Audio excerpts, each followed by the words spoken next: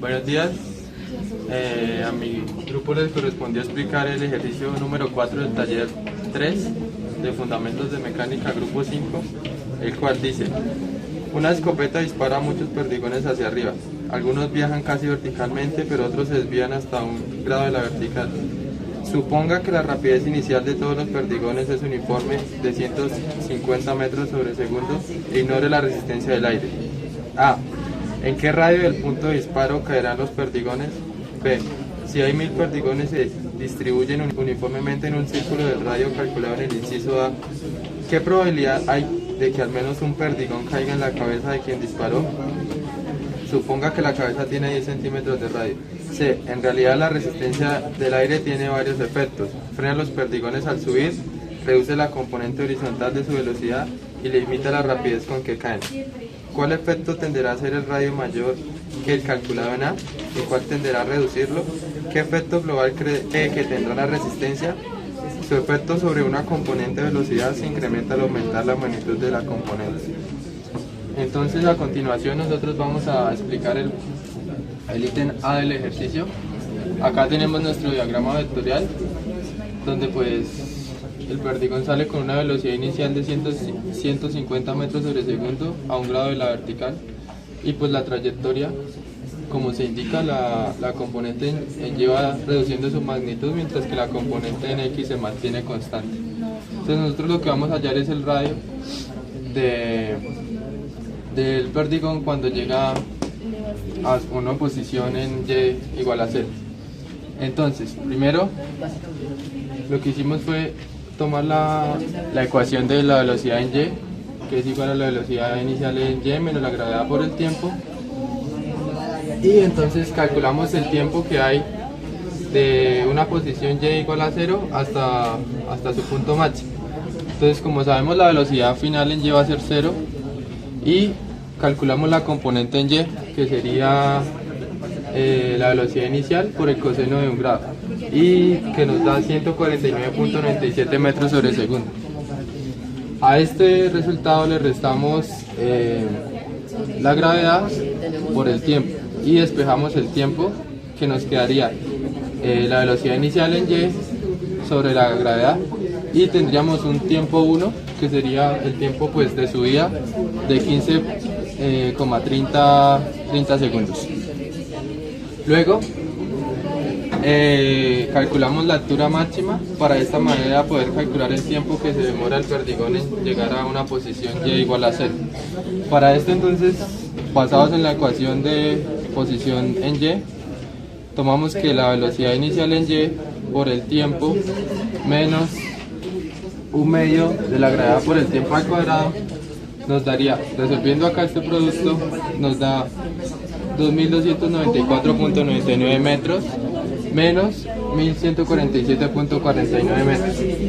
Haciendo esta resta, pues obtendríamos la altura máxima, la posición máxima en Y, que sería 1147.5 metros.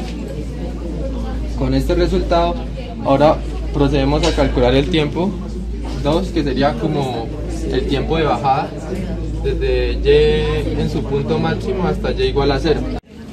Ok, entonces, para calcular nuestro tiempo 2, que sería el tiempo que el perdigón demora desde la posición en Y máxima hasta Y igual a 0, sería, entonces nosotros tomamos la ecuación de la posición en Y, que sería la posición inicial, porque estamos acá en este trayecto, que sería pues la altura máxima menos un medio de la gravedad por el tiempo al cuadrado. Entonces, al despejar el tiempo, nos queda que el tiempo 2 va a ser la raíz de la posición inicial sobre 4.9 metros sobre segundo al cuadrado, y de ahí obtenemos un tiempo de 15.30 segundos, que sería, pues, nos coincide con el tiempo de subida. Finalmente, para saber el tiempo total, entonces pues hacemos la suma de nuestro tiempo 1 y nuestro tiempo 2 para obtener un tiempo igual a 30.60 segundos. Y este tiempo lo reemplazamos en nuestra ecuación de posición en X, que sería la posición inicial, pues valdría 0, la velocidad y más la velocidad inicial en X, que la calculamos acá, la componente en X, entonces sería la velocidad inicial por el seno de 1 grado, donde obtendríamos 2.618 metros sobre segundo. Entonces esto lo multiplicamos por el tiempo que hallamos acá, que sería el tiempo que demora en llegar hasta acá, en hacer un radio R, y al resolver este producto tendríamos 80.1265 metros, que sería el radio que alcanza el perdigón.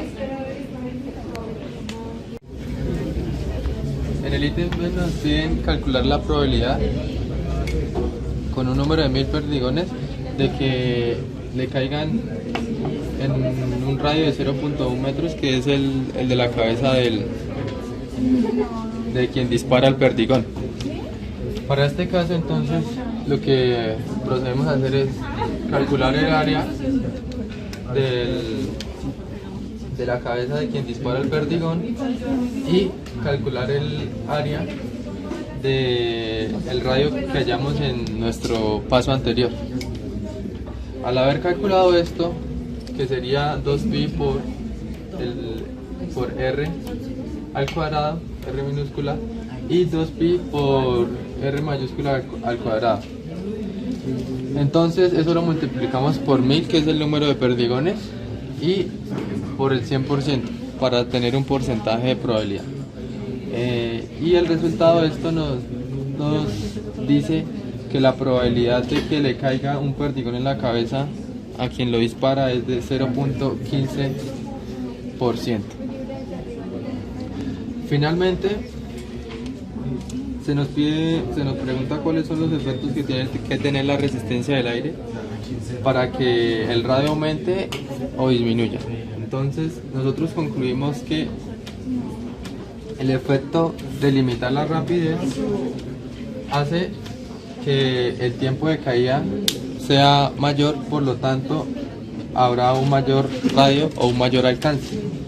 Y para el caso de que el radio disminuya, entonces nosotros concluimos que el efecto sería disminuir el componente horizontal, ya que si la velocidad en X disminuye, el radio disminuye, debido a que son directamente proporcionales.